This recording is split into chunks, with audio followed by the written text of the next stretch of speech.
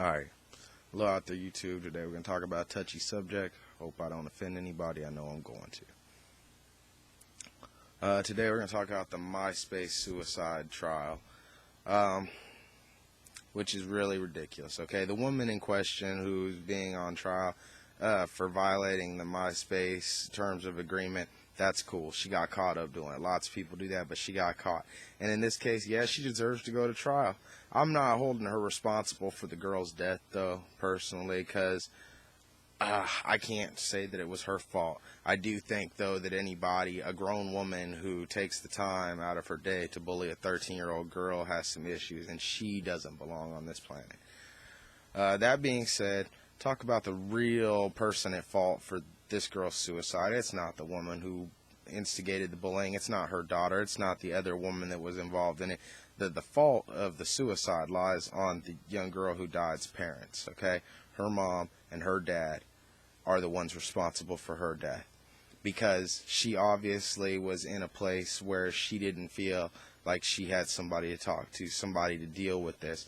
Not to mention, she obviously was not raised well enough to be able to handle the small issue of what was going on the page, the fake boy that she was all enthralled with, and all of a sudden, so she couldn't deal with her emotions when that fell apart.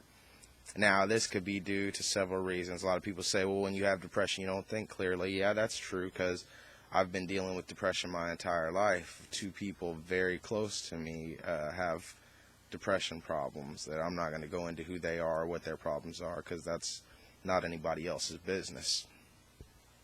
But the fact of the matter is, yeah, depression can make things hard to deal with. It can make things hard to figure out.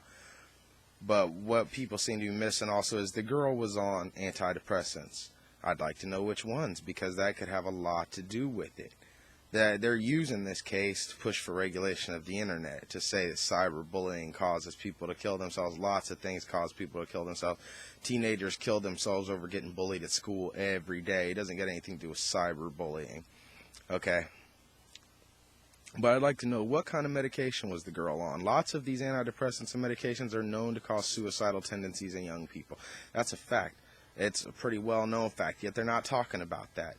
Now, it's tragic that the girl died. It is. That's horrible that she killed herself. And I'm sorry that that had to happen to get somebody's attention. But that's obviously what the problem here was attention. Now, I read the statements from the quotes that was given in the news. Her mom, her last words to her mom, that her mom said, things that her mom told her, like, you shouldn't be on the computer with no parental supervision, like that in some way would have stopped this from happening. The real fault, though, lies with her parents, who obviously did not give her an environment where she felt like she had someone to connect to, someone to talk to, someone to help work out these problems. People, raise your kids. That's the main issue. You have to raise your children. Okay, that's like these fucking parents who are going to Nebraska or wherever it was to drop off their teenage kids because they had an option out, because they didn't want to raise their kids in the first place. And raising your kids does not mean, if you're overly strict on them, you're going to make them more worse for the wear. If you're too light on them, you're going to make them more worse for the wear.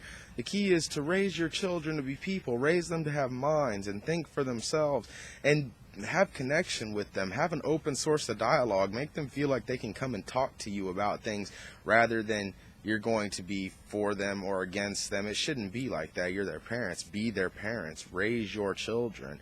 Provide them an environment that's structured with love and understanding, and allow them to grow into their own people. See, you put too much pressure on a child and you're going to have a bad outcome. You put not enough pressure on a child, you're going to have a bad outcome. The key is to put no pressure whatsoever. This girl killed herself because she felt alone. She felt like she didn't have anybody else to understand her, anybody to talk to. I'm sure this girl wasn't innocent of some cyberbullying herself.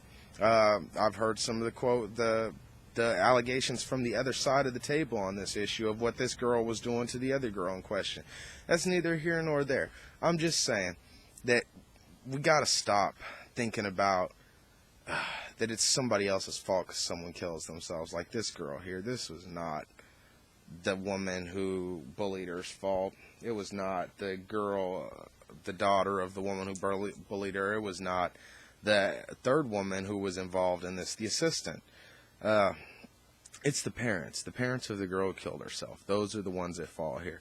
If you had had some kind of connection with your daughter, if you had had open connection where she could have came and talked to you rather than her daughter calls her mother, the girl calls her mother, tells her what's happened, and her mother's reaction is that you're not supposed to be on a computer.